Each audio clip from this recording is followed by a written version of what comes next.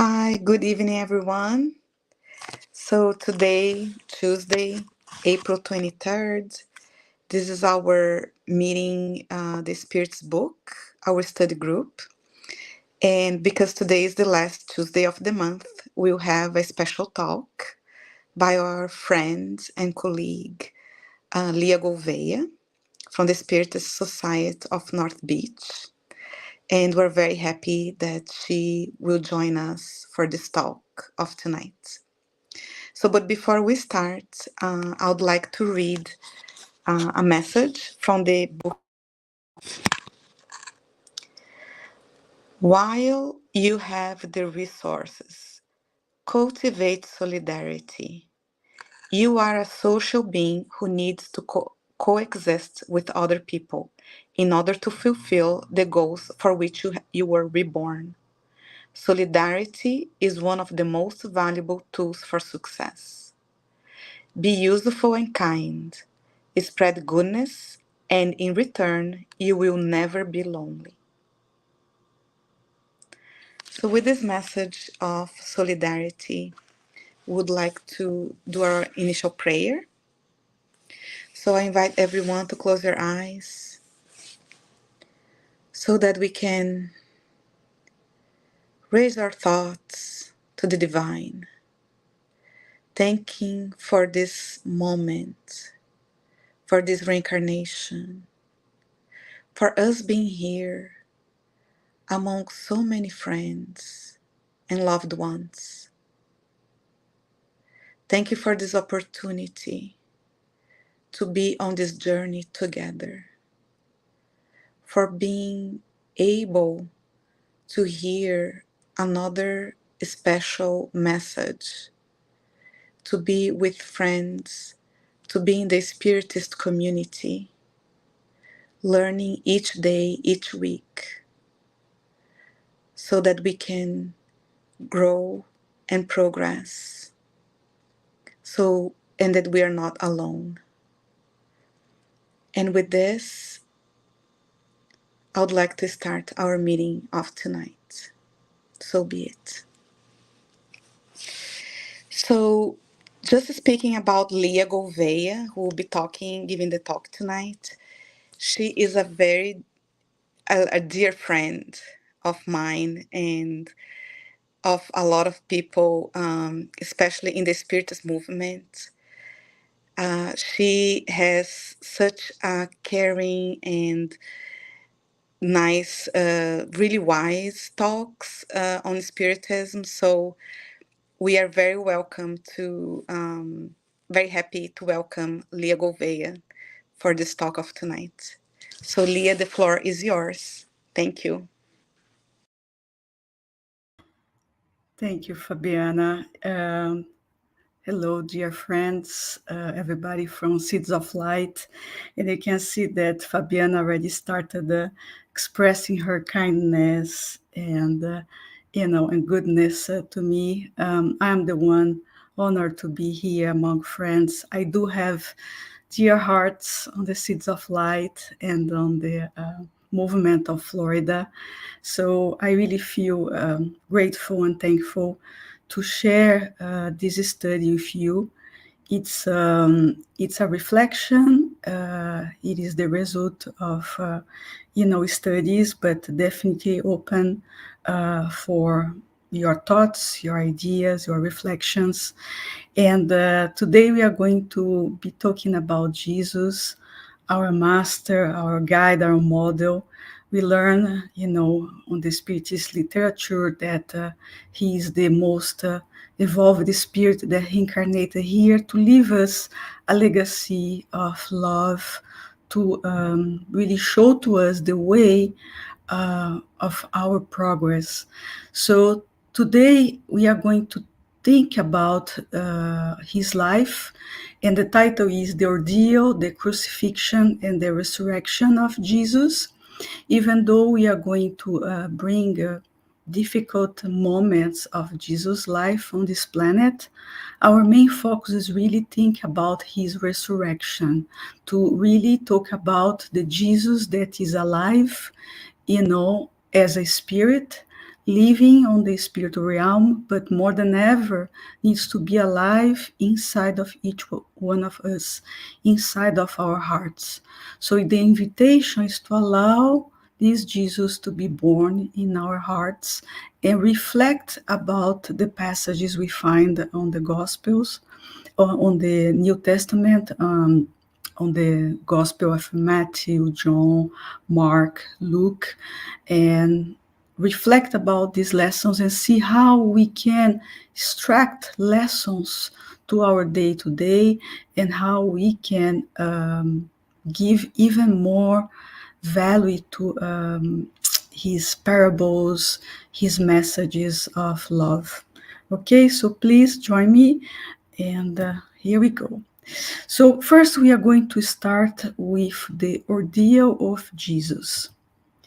It begins when he is imprisoned in the Gethsemane, or the Garden of Olives. At the time, he was with Peter, John, and his brother James, when Roman soldiers and officers arrived accompanied of priests and the apostle Judas Iscariot. We find this on the Gospels of Luke, Matthew, and John.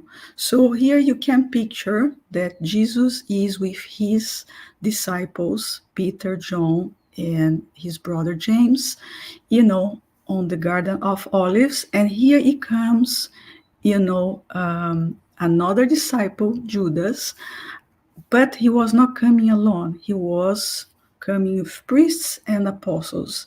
And here is the passage of the famous kiss from Judas to Jesus. This one, Judas, approaches the master and kisses him on the face to be identified by the present authorities. This is found on Luke. And it is very symbolic, right? Because when someone kisses, it is in theory expressing affection, expressing care. And Judas really cared for Jesus. But on this moment was a sign, to the soldiers, to the priests, that this was the man that they were looking for. And as we study the Gospels, the Spiritist literature, we see that Judas loved his master, but he believed in a material revolution. He did not understood that Jesus came to create a revolution in our hearts. He was the Prince of Peace. So he didn't want to create a revolution of weapons, of swords, right? So this is the mistake of Judas, which costed later on his whole life, because Judas entered in a state of guilt that he, committed suicide. But we can bring this a little bit more on the next slides. So after the betrayal of Judas, we another moment, another difficult moment, I would say, on the story of Jesus, on his ordeal, is the denial of Peter. So Peter was another disciple that in a weak moment denied that he knew Christ or Jesus. So, following the arrest of Jesus, the apostles were apprehensive, fearing that something bad might happen to them. Peter, inclusive, denies knowing Jesus when, on the 3 occasions, he is questioned as Jesus had predicted. So Jesus knew that Judas would, misunderstand his mission, and would try to have a material revolution instead of understand that the revolution was on the heart. And Jesus knew that Peter also was going to deny him, not because his disciples were bad people, but they were human. They were human like us. And I think this is the lesson for us, that, each apostle that Jesus selected, it was planned in advance, but each one of them give us a message, of humanity, and this we can relate to us. How many times we denied Jesus in our lives? How many times we prefer the illusions of the world, for instance, or we were afraid to say that we are Christians, afraid to say that we are spiritists because we didn't want others to think that we are spiritual people, or that we have faith in God, or we have faith in Jesus, because maybe people look us as with less, right? Because when you are in a very material world, or when you are among people that they do not even believe in God or in a creator, to say that you are a person of faith, that you do have faith in God, in Jesus, it can be a challenge, you know. So it requires courage. It requires us to overcome our own fears. So instead of questioning, if Jesus really selected well these people, we need to really meditate about these passages and see how we relate to each one, and ask ourselves, am I betraying Jesus in any situation of my life? Am I denying Jesus in any situation of my life? So Peter's denial serves to signify the fragility of human beings, lost in vigilance and not concerned with their spiritual reality, allowing themselves to be led indifferently to the darkest whirlwinds of suffering, without considering a sincere and legitimate effort to improve themselves. So when we prefer to stay with the illusions of the material world, when we forget about our spiritual side, we are also denying Jesus, you know, and and we learn on the Spiritist messages and books that we are more fragile than evil. Jesus mentioned that, right? So, and our fragility, it is due to our fears, it is due to our ignorance on the sense of lack of knowledge or a lack of awareness, because maybe we're still in a dormant state. We still, maybe in our conscience, we are still sleeping. We're still not aware of the spiritual realities. But if we are aware, but we still live as a materialistic person, maybe we are also denying our Master Jesus, because we know that a way to follow him is trying to really put in practice his teachings, you know, his which is love above everything, love to our creator, by respecting every creature, by respecting nature, is love to people around us, our neighbors, meaning our most difficult family members, relatives, our friends, sure, but our co-workers, people that do not like us, or people that we do not like them, So to really learn how to love the same way Christ loves us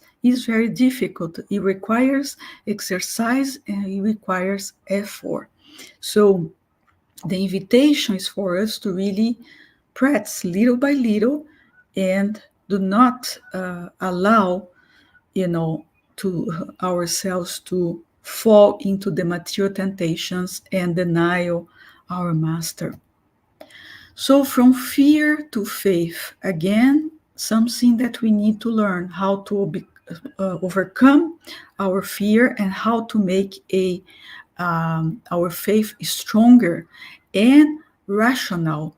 We are living times that we can no longer have a blind faith, and the Spiritist literature comes to teach us about the reasons behind why we have to believe. There are logical reasons to believe that there is a creator, that there are spirits surrounding us, spirits that are helping us, enlightening us, and also spirits that are uh, less evolved than us, trying to tempt us. So it depends on our behavior. It depends in the way we think, the way we proceed, that we are going to be attracting spirits to us. So how can we really overcome our fears, and how can we make our faith stronger? It is a reflection for all of us. So Peter and John were the last to separate from the well-loved master after trying weak efforts to free him. So they really believed in Christ. They believed Christ was the Savior, that he was, the person promised, you know, and they could not believe when Jesus was arrested, and they really wanted to do something, but they were afraid. They didn't have access to powerful people, and they saw what was happening with the followers of Christ at the time. So the penalties imposed on Jesus were extremely severe to attempt to follow him. And when I think about nowadays, even now that I consider myself a person of faith, I truly believe in our Creator, in Jesus. If I have to face, the justice, if I have to face, what the first Christians faced, I don't think I am ready for that. Why? Because we still on the first steps, of our humanity. Our fear is still bigger than our faith, because the first Christians, they had such a strong faith that they faced the circles, they faced the lions, the tigers, right? They they really suffered all kinds of persecution and death in the name of Christ, you know. So, but we are living different times, and the type of sacrifice that now is asked for us is not to really give our material lives, or to die for Christ, but is really to give up into materialism. And this is the type of sacrifice that is asked us, to sacrifice our personal our selfishness, our pride.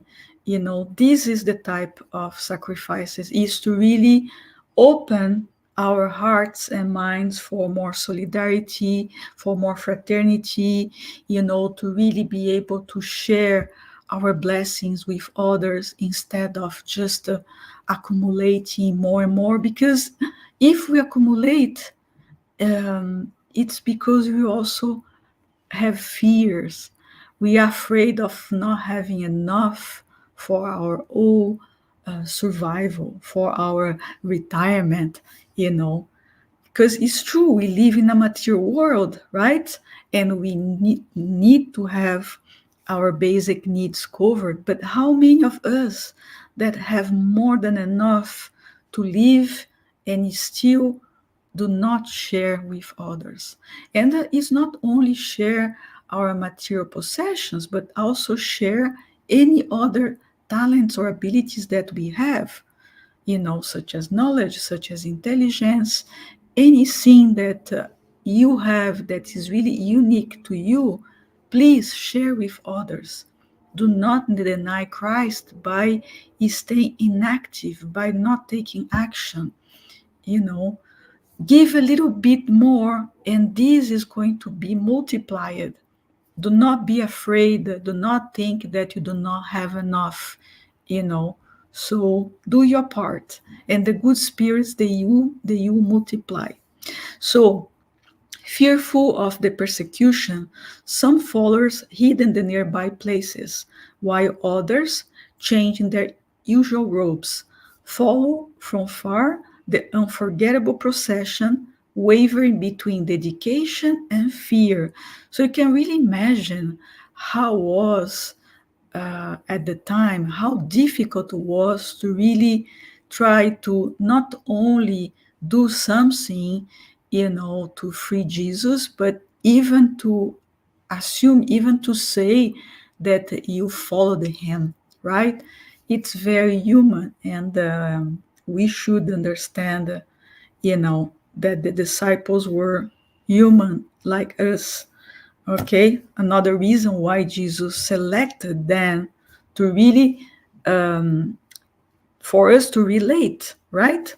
So, despite the heroism and love demonstrated by Jesus, the disciples remained subdued by doubt and fear until the resurrection brought them unparalleled hymns of joy. They doubt, right? How many times we doubt?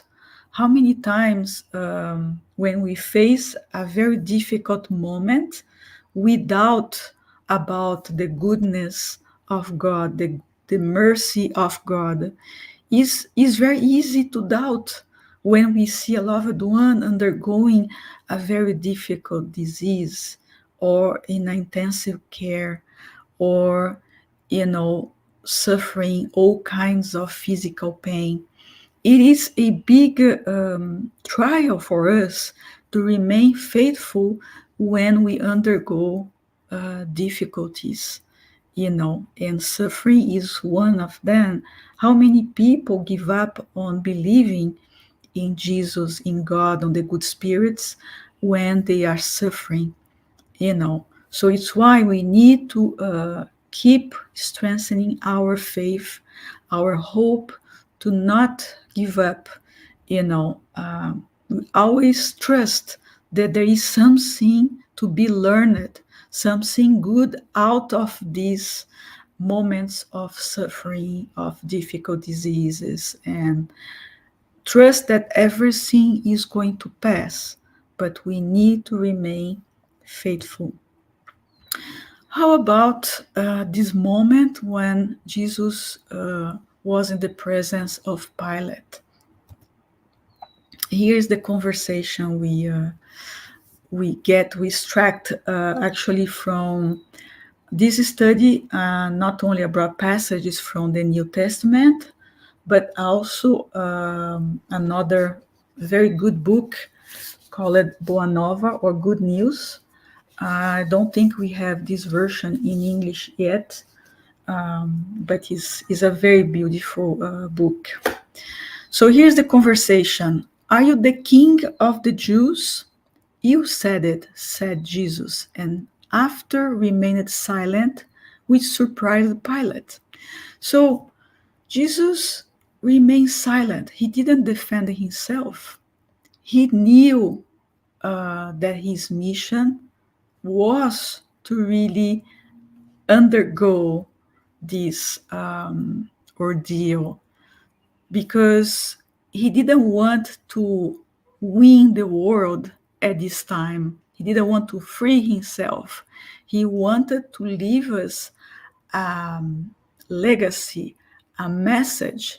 And his message is so powerful that more than 2,000 years, we keep having more and more people, following Christ, following his message, and more we evolve and advance in our understanding, more value we give to his parables, to his message. Is really, really powerful. On a feast day, Pilate used to release a prisoner, but the crowd picked Barabbas. motivated by the main priests that envy Jesus. So it's not only Pilate who had the power to free Jesus that washed his hand. The priests at the time, the crowd, the people at the time, they were responsible as well. So it is a collective, um, you know, that everybody involved was responsible for it. And maybe some of us were already there and we are still here struggling, trying not to deny Christ, trying not to, you know, uh, betray Christ. And they cried, "Crucify him. What evil has he done?" asked Pilate. And they kept clamoring. Then Pilate, wanting to please them, free Barabbas and sent Jesus to be beaten and crucified. So Pilate, he himself, he realized that Jesus was innocent, but he wanted to please people. So his personal interest was more important than his own conscience, right? So he wanted the human power, he wanted the human importance, right? He wanted to win the world. He didn't know about the future life. You know, he was not awake for the spiritual realities. So he simply, washed his hands. And how many times we do that when we are indifferent to our brothers and sisters suffering? How many times we see people in need and we do not do anything? Oh, but we live in a moment that we are even afraid to go and talk to someone on the streets. It's true, but we can always, help, maybe raising our thoughts, maybe, doing a prayer, maybe helping a little bit, to a non-profit organization. There are always ways to help. Sometimes you can cross the eye with people, you can smile at people, at least, try not to be afraid, you know. So just to say, there are different ways that we can, you know, be more spiritual beings than material ones. It's true that we have this duality, but in our essence, we are spirits. We have this divine seed, and if we do not allow this seed to grow, we will not be feel good about ourselves. We will not be happy. No one is going to be happy while the other people suffering. Why? Because of the law of solidarity that Fabiana read for us today. It was mentioned on the message. And the solidarity is exactly like this. You have a chain of people all interconnected. We are all interconnected to one another. Even the ones that you think they are your opponent, your enemy. No, because we are all children of God. We are all brothers and sisters in humanity.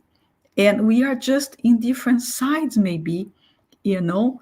Maybe we are in different countries, in different cultures. Maybe we speak different languages.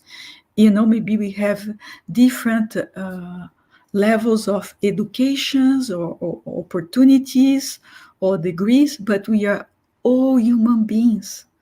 We are all equal in humankind, in humanity. So we cannot forget that and be useful as much as we can if we truly want to follow Jesus' steps. If we really want, we believe on this master and we want to follow him. So the Gospel of Matthew adds that before condemning Jesus to death, Pilate washes his hands with water in front of the crowd, saying, I am innocent of this man's blood. See you to it. Again, it was symbolic, but we know that he was not innocent. It's very easy to say, okay, you guys decided, you are the responsible ones. I am free.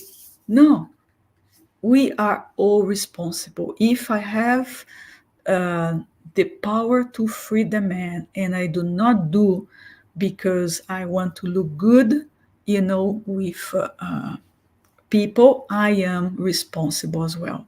Like I was saying before, not only Pilate was responsible, but the priests at the time and all the crowd that, um, you know, said crucify, and even the spirits that were discarnated and uh,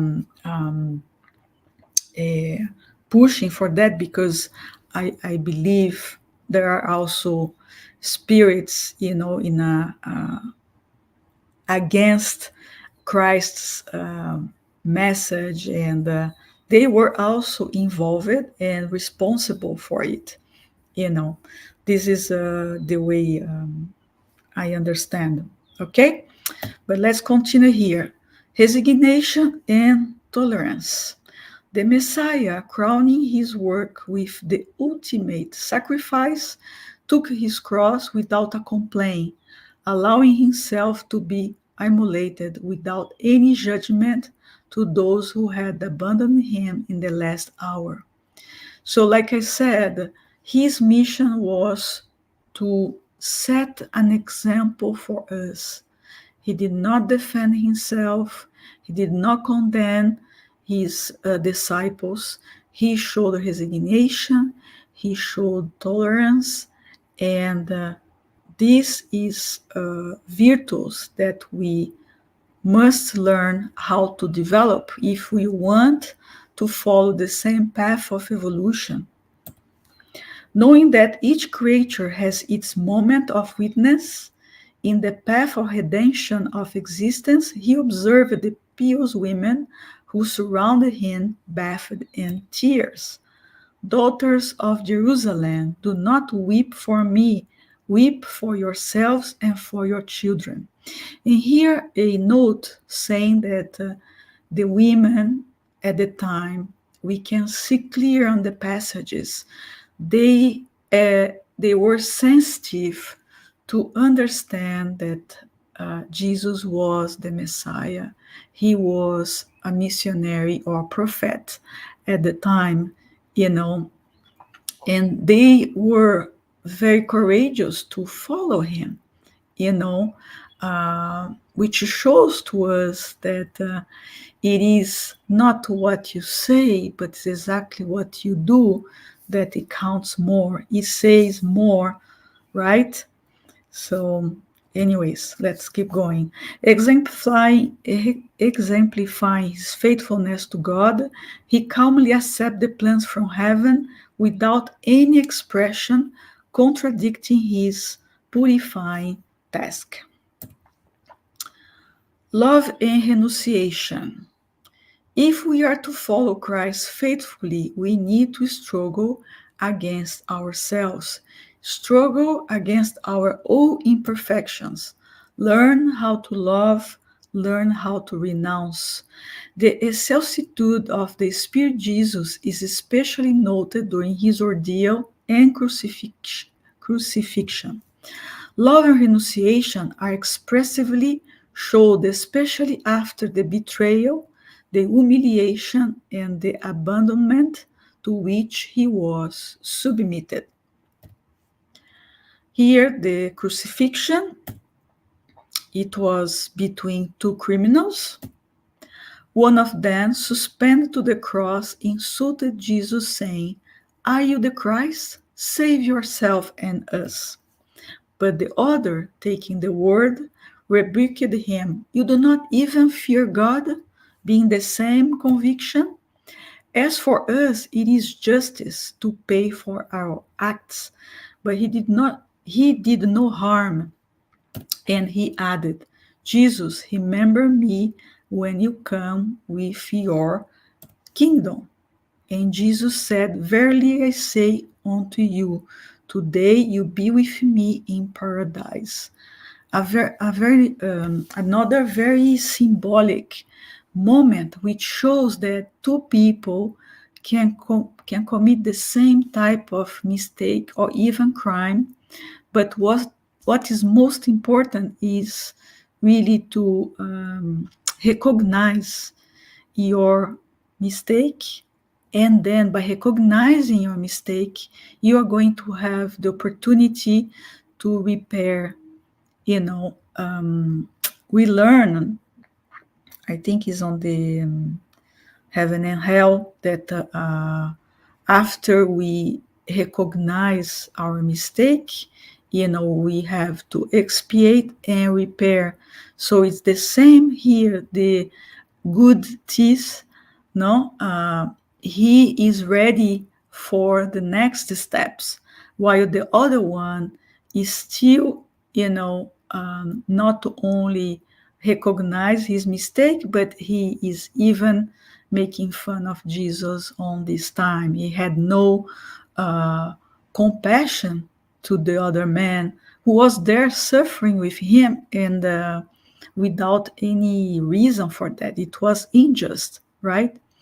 So, like I said, all these passages can bring us so many reflections that is very important for us.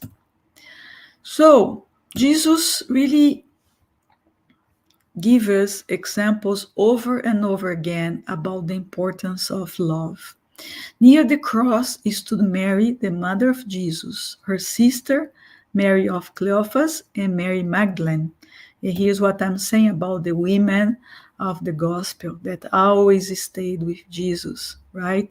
So they were not uh, the chosen disciples, because at the time women had even less value, but they recognized Jesus and they followed him. When Jesus saw his mother and the apostle John, he said, Woman, behold your son. Then he looked at John and said, Son, behold your mother. From that moment on, the disciple received her into his house. So imagine the situation. So he was in the cross, you know, with all these physical and moral, psychological suffering, and he still had the strength to give hope and consolation. And he kept teaching us from the beginning. He was born in a very humble stable to the moment he died. And if you study about his life, you are going to see how much we can learn with Jesus. And Jesus taught us the universal love that unites us all. Final moments. And Jesus said, Father, forgive them, for they know not what they do. And they cast lots to divide his garment. So people were even, playing without any compassion. And he was asking forgiveness because he knew that the crowd, the priests, the politicians, they couldn't recognize, that he, Jesus, was the Christ who incarnated here to set an example, and it was an act of love and sacrifice, because we imagine how difficult it was for a spirit like Jesus to incarnate in our planet. If it's difficult nowadays, imagine more than 2,000 years ago, right? Where humankind was even less evolved, not only intellectually, but even more morally and spiritually. So the ingratitude received by Jesus after the numerous benefits he provided lead us to deep reflections.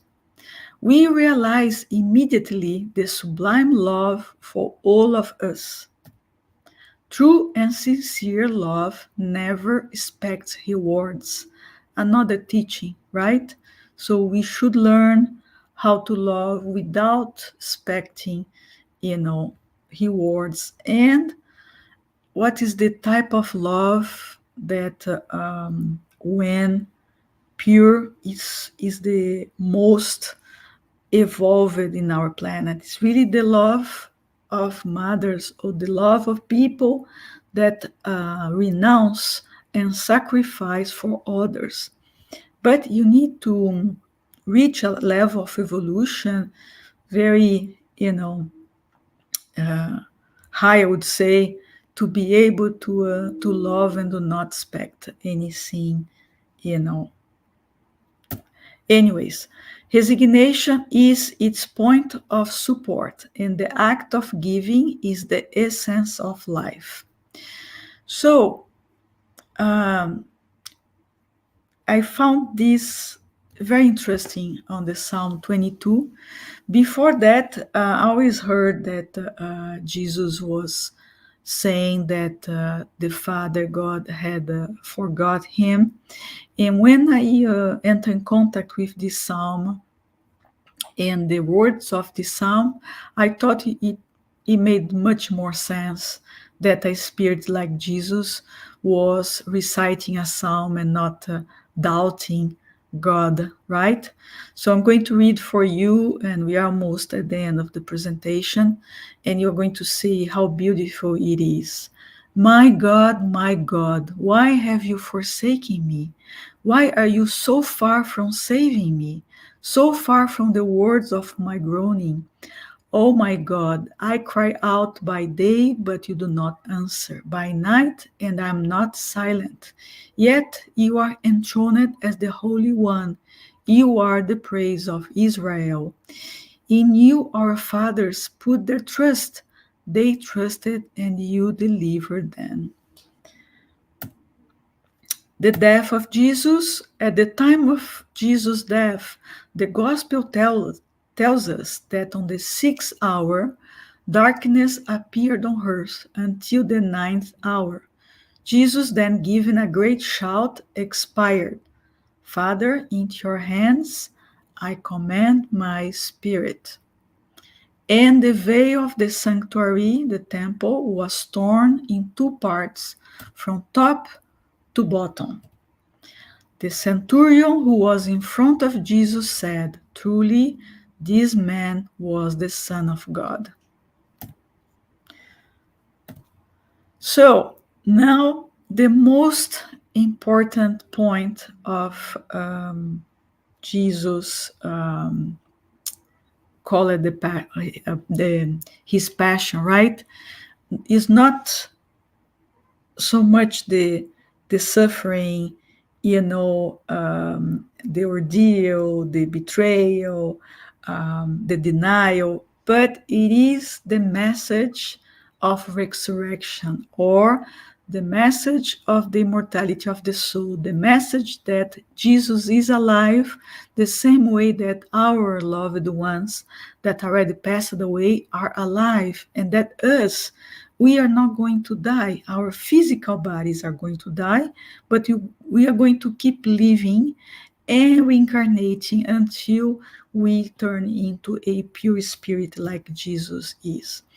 So, in a Saturday, Mary of Magdala, Mary, mother of James, and Salome went to buy scents to anoint Jesus' body. Again, women.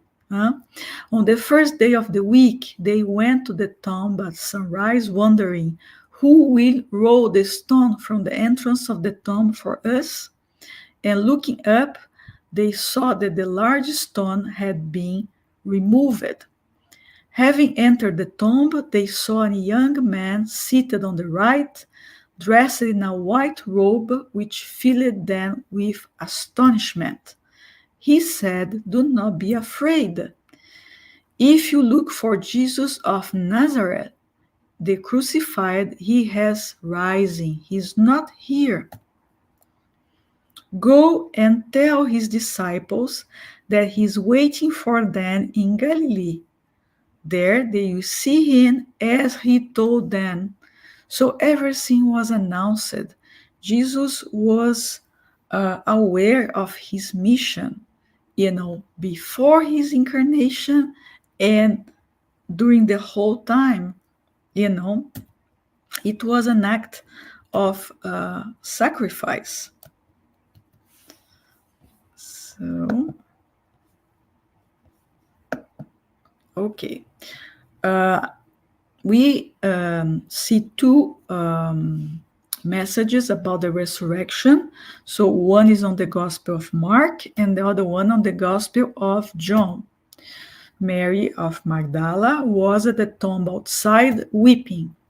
As she leaned into the tomb, she saw two angels dressed in white, sitting in the place where the body of Jesus was placed, one at the head and the other at the feet.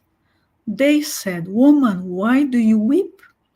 "Because they have taken away my Lord and do not know where they put him."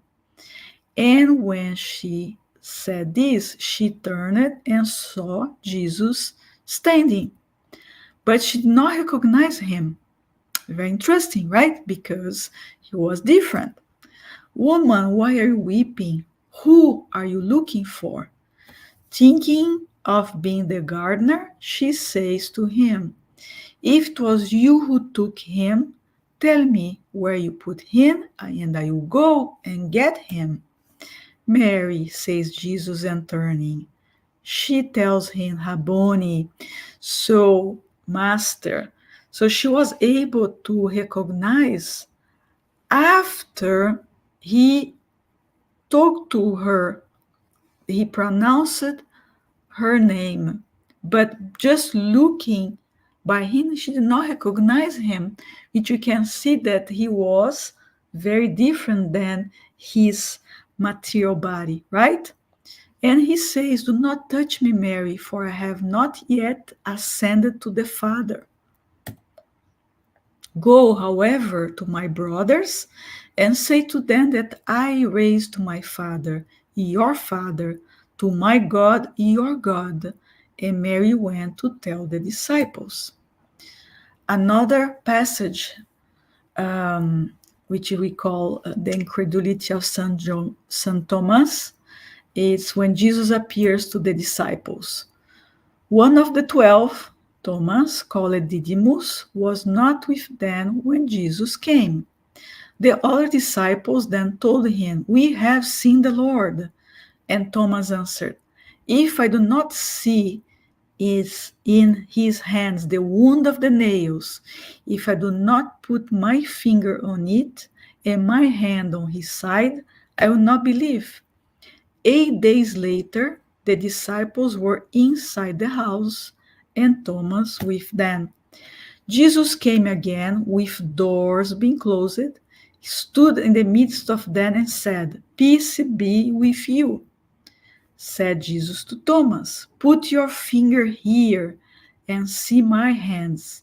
Reach out your hand and put it on my side, and do not be a disbeliever, but believe." And Thomas answered him, "My Lord and my God." So do you start noticing that Jesus appeared in different situations and he even materialized in himself? And now with the teachings of Spiritism, we can understand clearly what happened, right? So, because you saw, you believe it. Happy are those who have not seen and yet have believed. Talking about the faith. So, the apparitions of Jesus. All the evangelists describe the apparitions of Jesus after his death with such details that do not allow doubts on the reality of it. They are, moreover, perfectly explained by the fluidic laws and properties of the perispirit. So, uh, we study the medium's book. We do learn that we have a connection between our physical body and our spiritual body, which we call perispirit. And we do have a lot of explanations about the called miracles of Jesus in the book Heaven and Hell. All these for our all understanding what happened, with Jesus. And again, to have a rational faith, to know why we believe. Nothing anomalous is present in the face of the phenomena of the same genre, whose history offers numerous examples without even lacking the tangibility, like the example of Thomas was able to touch Jesus, right? If we note the circumstance in which Jesus appeared, we will recognize all the characters of a fluidic being. So, what it is misunderstood about resurrection, you know, we simply understand that Jesus appeared with his spiritual body, you know, um, even to the point of becoming tangible, to the point of not being recognized initially by Mary. And just what I mentioned here, we just have a representation, and this will be a whole new study. So, but I just want to leave there to conclude our presentation here, showing that we learned that we have a threefold nature. We are, in reality, spirits. We have a spiritual essence, which is our divine side. Then we are immortal because we never die. We have what we call a fluidic body, or perispirit is our astral or fluid. And we have a human material body or physical body that is temporary. And what we learn, that the only part that is dead, that is going to be going back to earth and be recycled and create new bodies, um, like the molecules, is really our physical body, because us spirits, we are immortal, we are going to keep living. And as we return to our house, which is the spiritual world, we return with our fluidic body or perispirit, and with our divine essence, which is the spirit. And with that, I would like to say thank you for your attention. Thank you for the opportunity. I hope this can be meaningful to you for your studies, for your reflections. And I appreciate the time. And I think the ladies told me I can just close with a prayer. And if you please allow me one more time. First of all, I would like to thank each one of you who stayed connected to us up to now, following this study, these reflections, and this. Please take the time to reflect. And my words are words of gratitude. And I would like to take this moment to say thank you to the good spirits and that are inspiring us, each individual mentor and the mentors of the Seeds of Light, and all the people connected with us, asking for protection, for guidance, and asking each one, to return safely to their, tasks, material tasks, but with a lot of renewed energies, you know. And in the name of Jesus, we close another meeting, and so be it.